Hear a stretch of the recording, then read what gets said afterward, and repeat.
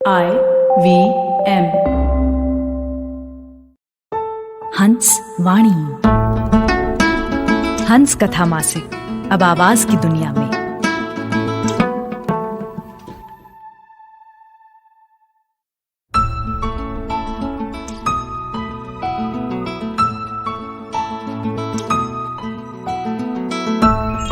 आप सुन रहे हैं हंस वाणी। पेश है हंस पत्रिका के दिसंबर 2020 अंक से प्रमोद द्विवेदी की कहानी साहब का पेशाब घर, जिसे आवाज दे रहे हैं जश्न कलम के कलाकार केसी शंकर।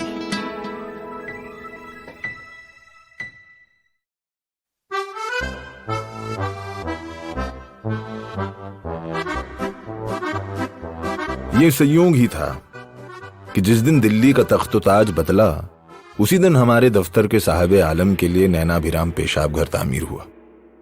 उसके बाहर एक सजीले पुरुष की तस्वीर लगाकर पट्टिका लगाई गई, रिजर्व्ड टॉयलेट। इस पट्टिका से साफ था कि दफ्तर के आम कर्मी इसमें नहीं मूत सकते, यानी सिर्फ साहिब आलम इसका उपयोग करेंगे। गनीमत यह थी कि किसी जुर्माने की ओर संकेत नहीं किया गया था, मगर इस पेशाब घर ने हमारे दफ्तर में वर्ग विभाजन की बू फैला दी। अभी तक महिला प्रसाधन कक्ष यानी कि लेडीज टॉयलेट के अलग होने की बात तो कुदरती मानी जा रही थी, लेकिन अफसरी पेशाब घर ने उन लोगों में वास्तव में हीन भावना पैदा कर दी जो लघु शंका के प्राकृतिक अधिकार के तहत उस विशाल मूत्रालय का उपयोग कर रहे थे, जिसमें 10-12 पॉट्स या यूरिनल्स थीं। लोग बिना किसी की पीली मटमैली धार देखे बतिया सकते थे, और कई बार तो संवेद वार्ता, ग्रुप डिस्कशन हो जाती और व्हाट्सएप के चिरकुटिया लतीफों का जिक्र भी हो जाता। अब ऐसे मौके भी आए जब साहिब आलम अपनी रवायती खंखार के साथ प्रगटे और पेशाब घर में चियारी छा गई। यहां भी साहब का दबदबा था। वे पेशाब करते वक्त बोलने को असंवैधानिक मानते थे और कई बार वक्ता को तरेर कर उसके भविष्य की ओर इशारा कर देते थे।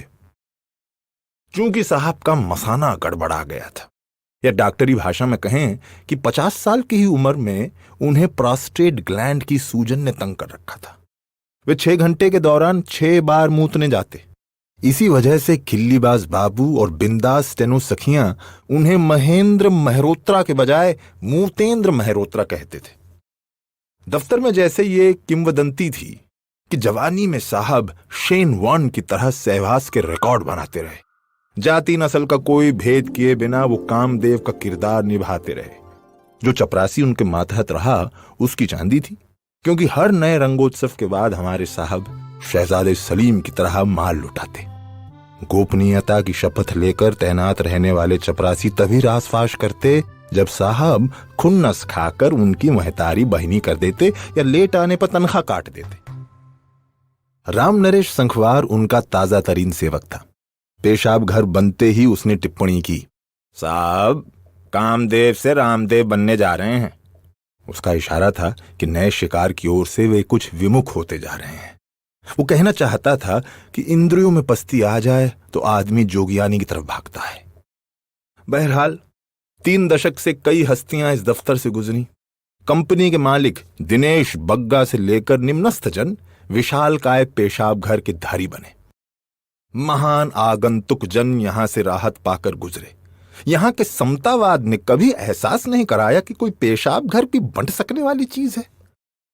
तो अचानक क्या हुआ? दरअसल जिस दौर में अखबारी इश्तिहार जापानी तेल, इंद्री संबंधी विकारों के इलाज से अटे पड़े थे, साहिब आलम ने एक जगह धोखे से पढ़ लिया कि सार्वजनिक पेशाब घर भी बीमारियों के घर होते हैं। उन्हें पढ़ते ही लगा कि सचमुच वे जिस मर्ज के शिकार हैं वो यहीं से आया है। असल में इसी मर्ज की वजह से इधर वो पत्नी विमुख हो रहे थे, यानी बिस्तर में अपनी मिसेस से मुंह फेरा हुआ था और बहाना विपस्सना का कर रहे थे। एक समांतर पैरेलल सिनेमा की फिल्म में उन्होंने सूजाक, गॉनोरिया नामक बीमारी का नाम सुना था। उन्हें लगा कि उन्हें प्रोस्टेट की समस्या के साथ ही कुछ ऐसा ही रोग लगा है, और इलाज के बिना किसी राग रंग दिलजोई में लगे तो संगी को भी छुतही बीमारी लग सकती है। अब डरता क्या ना करता। साहिब आलम सरेराह सांडे का तेल बेचने वाली तीखी आवाजों, फुटपथिया जड़ी बूटी वालों से भयातुर होकर उस मशहूर डॉक्टर ज्ञानचंद्र त्रेखान के पास पहुंच गए, जिसके नाम नीली स्याही से पूरे शहर की दीवारों से लेकर अंबाला और सहारनपुर तक दिख जाते थे। डॉक्टर त्रेखान कोख हरी करने की शर्तिया दवा से लेकर सारे गुप्त रोग खत्म करने का दावागीर था। गुप्त रोगियों के बीच वो ऐसा किंवदंती पुरुष था जिसके पास नौतनवा से लेकर सिलीगुड़ी तक के रोगी आते थे और डॉक्टर की महिमा की डुग्गी पीटते थे। खैर, साहिब आलम को अपनी हैसियत के कारण ज्यादा इंतजार नहीं करना पड़ा। डॉक्टर त्रेखान ने उनकी नाड़ी देखी और फिर एक हरे पर्दे से ढके कैबिन में उनका निरीक्षण किया। साहिब आलम एक बच्चे की तरह अपनी जवान खताएं बताते रहे और बेहिचक यह भी बता दिया कि एक बार कलकत्ता टूर के दौरान नीग्रो लड़की के साथ सुख ले चुके हैं। लेकिन डॉक्टर साहब ने साफ कह दिया कि ये रोग बदसंगत का नहीं, बदगुमानी का ज्यादा है। असल में गंदी जगह, गंदे लोगों के बीच पेशाब करने से भी ये रोग लग जाता है और कई बार ध्यान न देने पर यह जीवन भर का रोग बन जाता है। साहिब आलम ने तो इस तरफ कभी सोचा नहीं था कि सार्वजनिक पेशाब घर उनका चैन हर लेगा। डॉक्टर त्रेखान ने जैसे उन्हें राह दिखा दी थी। बड़े साहब यानी अपने मालिक बग्गा साहब को अपनी बेशकीमता सेहत और आलीशान 50 साला जवानी का वास्ता देकर फटाफट उन्होंने कंपनी में एक सेपरेट टॉयलेट का प्रस्ताव पर्सनल विभाग तक पहुंचाया और मैनेजर को हिदायत दी कि उसमें 2 का प्रावधान रखा जाए। कमोड की जगह देसी व्यवस्था हो और बाहर लिखवा दिया जाए रिजर्व्ड टॉयलेट। साहिब आलम के हुक्म की तामील हुई और मैडम नैना पालीवाल की निगरानी में यह पेशाब घर बनकर तैयार हुआ। बाकायदा सायत विचार कर वो उष्ण प्रवाह के लिए निकले और चमेली की खुशबू से भरे पेशाब घर में उन्हें आभास तक नहीं हुआ कि वो लघु शंका नामक औपचारिकता के लिए पधारे हैं। इच्छा तो हुई कि अपने सहायक को बुलाकर ये सुवासित चित हरिण ठौर दिखाएं या एक बार उसे भी मुक्त होने या कम से कम तलतलाने का अवसर भी दिया जाए, पर मर्ज के भय ने इतना खुदगर्ज कर दिया कि उन्होंने अडिग रूप से तय कर लिया कि अपने अलावा वह किसी को यहां नहीं घुसने देंगे। साहिब आलम के इस पेशाब घर में शाम 5 बजे के बाद ताला लग जाता था। उन्हें यह अंदेशा था कि ये खुला रह गया तो बाबू और चपरासी, खास तौर पर यूनियन वाले, एक चक्कर और लंबी धार जरूर मारेंगे और यहां की सुवास और स्वच्छता को कलंकित करेंगे। पेशाब घर के ताले की चाबी साहब की पीए मिस सुरवचला नौटियाल के पास रहती थी। शाम को ये सिक्योरिटी इंचार्ज दूबे के पास जमा हो जाती। वक्त गुजरता गया और उनकी सेहत पर वाकई असर पड़ा, और इतना कि उन्हें पत्नी विमुखता से मुक्ति मिल गई। हालांकि पत्नी ने भी उन्हें थोड़ा तरसाने के लिए सहवास का टाइम टेबल बना दिया था, मात्र महीने में 2 बार, गुरुवार को नो एंट्री। अब इसके पीछे भी एक कहानी है।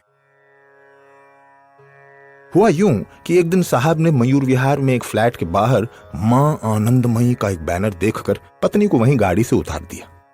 नई संगत और ध्यान का असर यह हुआ कि एक दिन उन्होंने पति से साफ साफ कह दिया, देखिए जी, अब बच्चे भी बड़े हो गए हैं, हम अंतर्मन को देखें, लेटने वेटने में क्या रखा है जी। साहब ने विचार किया, प्रस्ताव को सहमति दे दी। वैध सहवास की इस कठौती से उन पर क्या फर्क पड़ता। खैर, उस समस्या से अलग आजकल पेशाब घर का मामला गरमाया हुआ था। किसी कंपनी में इस तरह भेदभाव पैदा हो जाएगा किसी ने सोचा नहीं था। बात दिल्ली से मुंबई तक और निदेशक मंडल तक गई कि हाकिम ने घपला करके अपने लिए टॉयलेट बनवाया है और स्टोर विभाग, पर्सनल विभाग और मेंटेनेंस वाले सब इसमें शामिल हैं।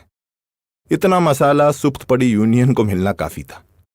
आजाद भारत का यह शायद सबसे नायाब आंदोलन था जब एक पेशाब घर को नव ब्राह्मणवादी सोच का प्रतीक मानकर कर्मचारी खड़े होने लगे थे। साहिब आलम ने अपने मेडिकल सर्टिफिकेट के साथ खुदा और ईमान को हाजिर नाजिर मानकर कहा, हमने कोई घपला नहीं किया है। पेशाब घर भी डॉक्टर त्रेखान की सलाह पर बनाया है, special permission issued on valid medical grounds. लेकिन उनकी दलील नहीं चली। कर्मचारियों ने कहा, अच्छा जनाब, आपके पेशाब में कोई चंदन या चरणामृत लिपटा है क्या? हमें भी परमिशन दी जाए, नहीं तो ससुरे को तोड़ डालेंगे। साहिब आलम ने यूनियन के अध्यक्ष किशनपाल राठी को अपने पाले में करने की कोशिश की और सीमित उपयोग का वास्ता भी दिया। हाइड्रोसील यानी कि अंडकोशों में सूजन के मरीज राठी को प्रस्ताव आकर्षक तो लगा, पर दूसरे साथियों के भड़कने का डर था। इसीलिए कुछ दिन की शांति के लिए साहिब आलम ने दारू की खर्चीली पार्टी देकर मामला शांत कर दिया। पर चिंगारी इतनी जल्दी कहां बुझने वाली थी। कर्मचारी तय कर चुके थे कि साहब के इस वर्ग भेदी पेशाब घर को आम नहीं किया गया तो इस मामले को लेकर ऊपर तक शिकायत की जाएगी। दफ्तर की महिलाओं की भी राय थी कि टॉयलेट के मामले में भेदभाव नहीं होना चाहिए। आखिर महिलाएं तो एक ही टॉयलेट में जाती हैं। यूटीआई या उस जैसी इन्फेक्शन का खतरा तो सबसे ज्यादा उन्हें होता है। लेकिन यहां भी बिल्ली के गले में घंटी बांधने जैसी बात थी। उनके बीच कोई ऐसा मंगल पांडे तो था नहीं जो इस नस्ली ब्राह्मणवादी सोच के प्रतीक पेशाब घर के खिलाफ वैचारिक गोली दाग देता। गोली मतलब मसाने में इतनी कुव्वत रखता कि साहब के पेशाब घर को तर कर इंकलाब का परचम फहरा देता। जैसा कि अपने देश की तारीख गवाह है कि हमेशा विप्लव की पहली गोली किसी ब्राह्मण ने ही दागी है। इन पेशाब घर विरोधी योद्धाओं के बीच से एक ब्राह्मण ही निकला। समय और तारीख तय हुई। यूनियन के संयुक्त सचिव बाबा उर्फ दुलदुल चौबे ने ऐलान कर दिया कि वो घुसपैठ करेगा। यूनियन ने कहा कि चौबे के इस इनकलाब को सोशल मीडिया पर भी प्रचारित किया जाएगा। उस पर कार्रवाई हुई तो सब उसके पीछे खड़े होंगे और पेशाब घर को आम जन के हवाले कर दिया जाएगा। चौबे ने विप्लव के लिए मंगलवार का दिन तय किया। पवन सुत से ताकत मांगी कि उसकी जंग सफल हो। आम जन को बुनियादी राहत से वंचित करने वाली ताकतें परास्त हों।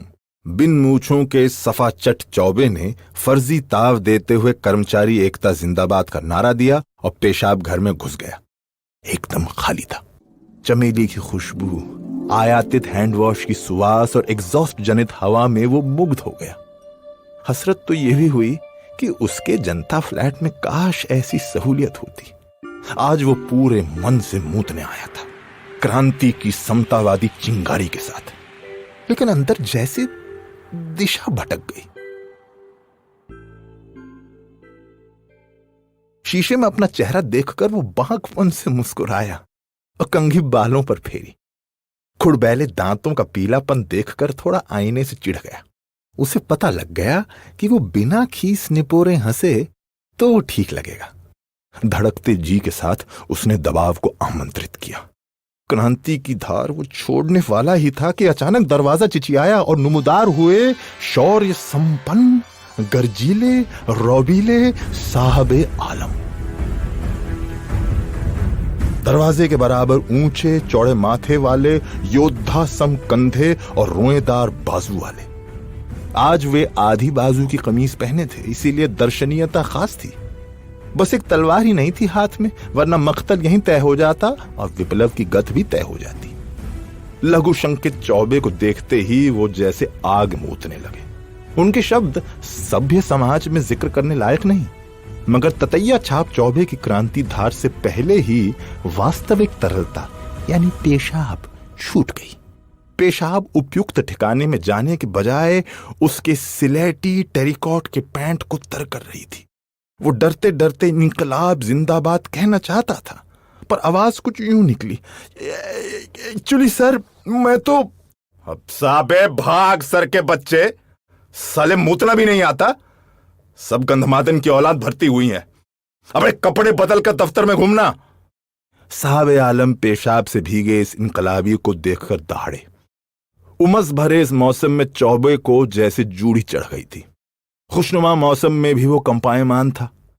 आवाज से क्रांति की वाणी निकलने के बजाय वो जबरे कुकुर के सामने परास्त कुत्ते की तरह पूंछ की लंगोटी बनाकर लोटायमान होने की गत प्राप्त कर रहा था।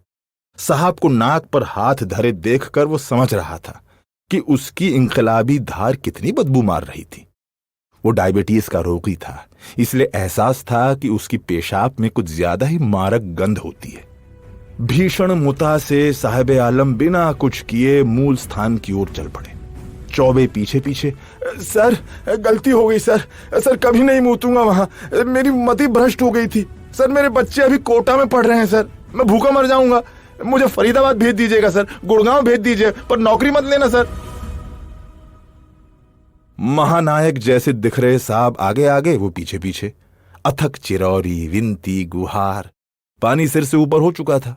साहब असल में खुद राहत के वास्ते जा रहे थे, वो सार्वजनिक ठौर ही सहारा था, मगर ये मुतंजन योद्धा उनके पीछे पड़ा था, यहां भी पीछे पीछे और दरवाजे तक।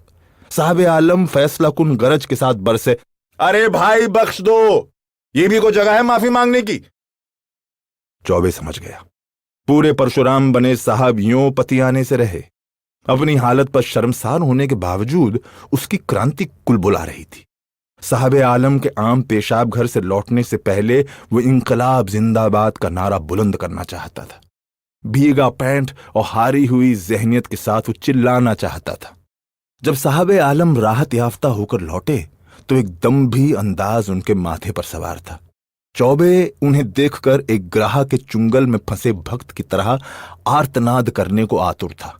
फुसकते फुसकते वो बोल रहा था, कर्मचारी एकता जिंदाबाद, वर्गवादी जन विरोधी पेशाब घर मुर्दाबाद।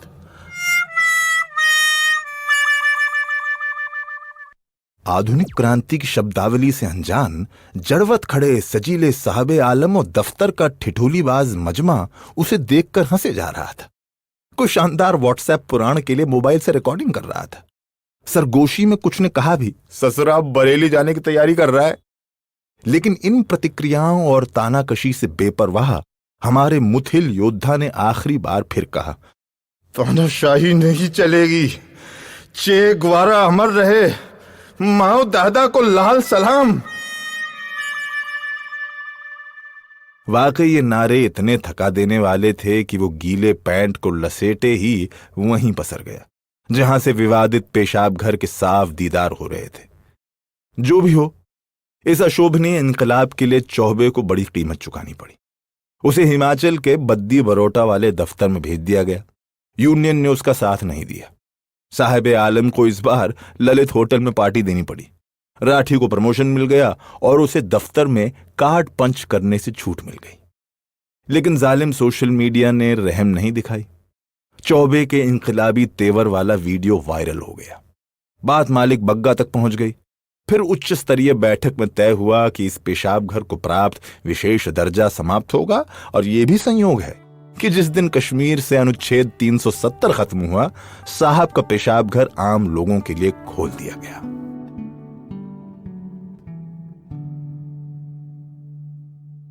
लेकिन दुख की बात यह है कि दफ्तर के इस तारीखी घटनाक्रम में दुलदुल चौबे का कोई जिक्र तक नहीं था।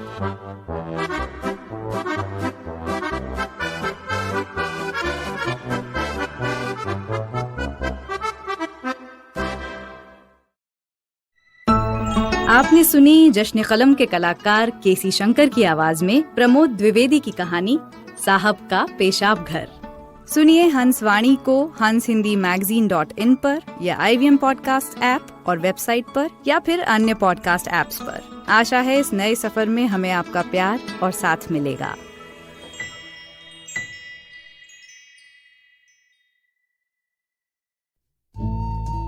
सफर, रास्ते, मंजिल और मुकाम अक्सर ये हमसे कुछ कहना चाहते हैं, पर हम हैं कि अपनी रोजमर्रा की जिंदगी में इन्हें सुनने से कतराते हैं। नमस्ते दोस्तों, मेरा नाम है केशव चतुर्वेदी और मैं आपको ले चलूंगा कुछ ऐसे सफर पर जहां आपको एक नया नजरिया मिलेगा सफर और मंजिलों को देखने का। आइए इन किस्से कहानियों में डूब जाएं। हर मंगलवार और शुक्रवार। From uncensored and unfiltered chats with the who's who of the entertainment industry, I, Siddharth Kannan, bring you a very hardcore chat show called Candid Kannan. Tune in every Friday on the IVM Podcast app or wherever you get your podcasts.